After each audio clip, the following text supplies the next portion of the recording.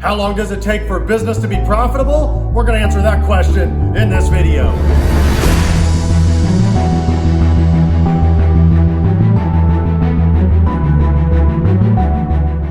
Okay, let's rock. Let's talk about business and how long it can take to be profitable, right? That's all we care about. How much money we're going to make. I get it. Okay, so what kind of a business are we talking about? That'd be the first question that I would ask. Are we talking about a startup, a big corporation, something like that, or like a small business? Maybe you're just starting a small business and you want to know how long is it going to take to be profitable. So let's visit that. Option A, you're going to be a part of a startup. Maybe you're a computer programmer or somebody that you're looking for answers and you're saying, gosh, how long is it going to take for this thing to become profitable? Unfortunately, for a startup and for a large corporation or a huge vision, a huge idea, it usually takes quite a while, a lot longer than most people are willing to wait. I'm talking at least 5 to 7 years in most cases. So you want to think if you're in a company, say that's a startup like the next disruptor to Facebook or Instagram or something to that extent, those things don't happen overnight. You don't just set a business like that up in a year and have it all rocking and rolling in a year or two. It doesn't work like that. It starts out small. Usually these big corporations start out with one individual or a couple or a few individuals, and then it slowly grows as they make progress. They get people's attention. Investors are saying, oh, I can invest into your business.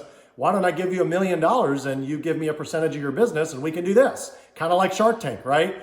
What if I gave you 10 million? Let's see what your business can do, right?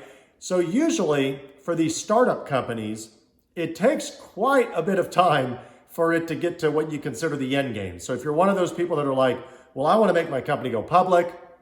I want to be getting dividends off my stocks. I want to be getting, I want to be a part of this deal and I have an equity share in this startup. So I own 1%, 2%, 5% or whatever of this huge potential vision. And again, so we can go back to Facebook or something like that. You think when Mark Zuckerberg started out, right? When Zuckerberg was starting out, it was really just like him, right? He's just a computer programmer, just going on. And look what it grew up, what it grew into. Well, he didn't do that all by himself and he didn't do it overnight. He did that kind of like starting in college. And then as the years peeled off and investors got involved, then it blew up to what it was, right? So usually it takes, as I like to call it, more gas in the tank, right? More money to be fused into the business in order to get to that level. So if you're part of a startup, part of a corporation that has a huge vision, and you're looking like, when are we going to be profitable? I'm going to say minimum, and there's exceptions to every rule. You're looking at 5 to 7 years, minimum. And in some cases, it might take a decade. So as long as you're signing up for a long-term plan and you're willing and you've got the energy to put that in and you're fine, you're making enough income, maybe your salary's paying your bills, you should be fine, okay? Now, if you're gonna switch to like a small business, you wanna start up a restaurant or you wanna start up a construction company or something like that, that's gonna vary because the profit is basically dictated on what your overall expenses are, right? So your rent, if you have a place, if you have a place rented out, your rent, your utilities, your payroll and things like that. But if you backtrack and you say, well, I'm just starting out, it's just me, or it's just me and my wife or something like that. Well, that's not really terribly too difficult to generate a profit if it's just you. So you could technically generate a profit potentially in your first month. I mean, it could happen. You start a business, you register it. Let's say you're remodeling houses where most of the money that you charge is labor and you're the one doing the labor. Well, you should be able to start making some money in month 1, maybe month 2, month 3. So we're just going to be conservative and say, if you start a business and you're the one starting the business and you're kind of a do it now, do it yourself kind of person, you could probably within a few months start being profitable. But the things you have to take into account when you're talking about profits are what are your expenses. So remember, every single thing that you sign up for, that you register for, that you buy becomes an expense.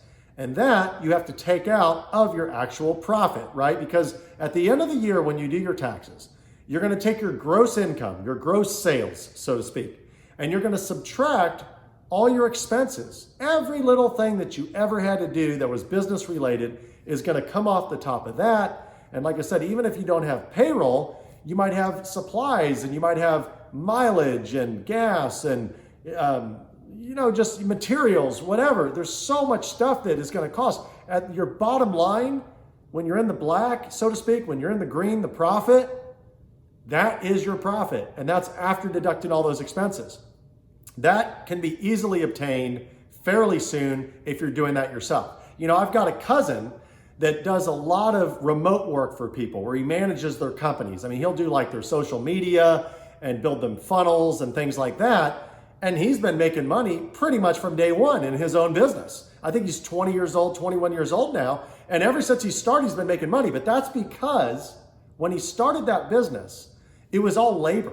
I mean, he already had a laptop. He didn't even have to buy a laptop. So he really didn't have any business expenses. All he had to do was go out and spend his time to pick up the phone and call and go out and get clients. And once he got them and they were willing to pay him, then he was already profitable, right? So here's a big takeaway in this video. If you keep your expenses low, super low, it's a lot easier to get to be profitable. Make sense? It's actually that simple. Because the more money you spend for business related stuff, you're digging yourself a hole. You're going in the hole. So you have to get all that money back just to be back to where you were, to break even. And then what you make on top of that is your profit. That's the money that you get to make. So the more money that you spend on a business, the harder it is to become profitable. And when I see that, and I've seen it so many times in my businesses as I was expanding over the years and things like that, where I see a situation where I open up a new gold store, right? A We Buy Gold store, something like that. And I get all excited and we just start spending money and we're like, okay, we need our computer, we need our signage, and you get all the basic necessities. You know, we need a couch for customers to sit in and chairs and things like that, and a TV for them to watch while they're sitting in the lobby area, et cetera, et cetera. Well, here's where we made some mistakes. I wish I could go back. Well, then we get in there, we're like, we need to repaint all the walls, and we need to put brand new carpet in there, and we need to get an area rug, right?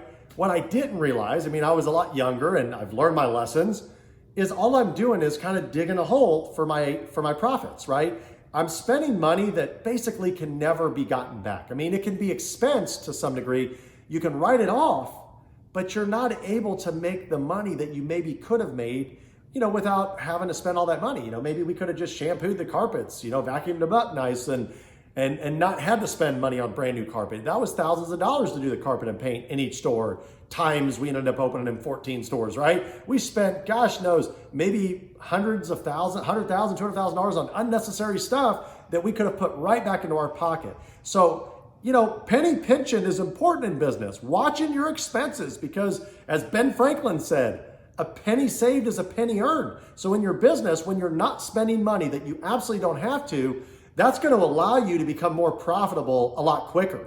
And when you can realize that, you'll start out kind of at a more humble approach. And you'll say, look, I don't need to make my business at the beginning be like the fanciest thing in the world because I'm just starting out. And some people might say, no, I won't open up unless it'll be the best of its best. And that's fine. That's up to you. And maybe you have a lot of money and you can make your business have fresh paint, fresh carpet, and fresh tile, and everything's brand new. That's fine. There's a lot of people that do that. Maybe you have investor money and you're spending their money. But we're talking about becoming profitable. And if you want the roadmap to becoming profitable, it's fairly simple. You keep your expenses low and you have your income be significantly higher. Your income exceeds your expenses, hence the stuff in the middle is the meat, so to speak. It's what the profit is. That's what you get to make, is what's in the middle. So let's keep the expenses lower. You keep those lower, keep your income higher, and there's a lot more room for you to be profitable.